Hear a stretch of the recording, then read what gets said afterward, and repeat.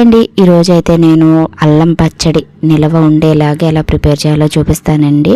So ఇదైతే మనకి తీగ పుల్లగా చట్నీకి చాలా ఇడ్లీ, దోశ, గారి అన్నింటికి కూడా పర్ఫెక్ట్గా సూట్ అవుతుంది. క్వాంటిటీ ఎక్కువలో చేసుకుంటే మనకి వీక్ మొత్తం కూడా సరిపోతుంది.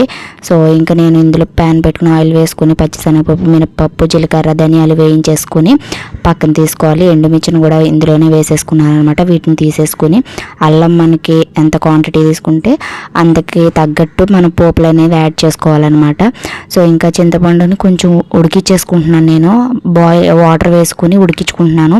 సో ఇంకా పోపులన్నీ వేయించుకుని అల్లం వేయించేసుకున్న తర్వాత ఇలా మిక్సీ జార్లో వెల్లుల్లి, బెల్లం, జీలకర్ర, వెల్లుల్లి పొట్టు తీసేసుకుని ఒక 5-6 వేసుకోవాలన్నమాట.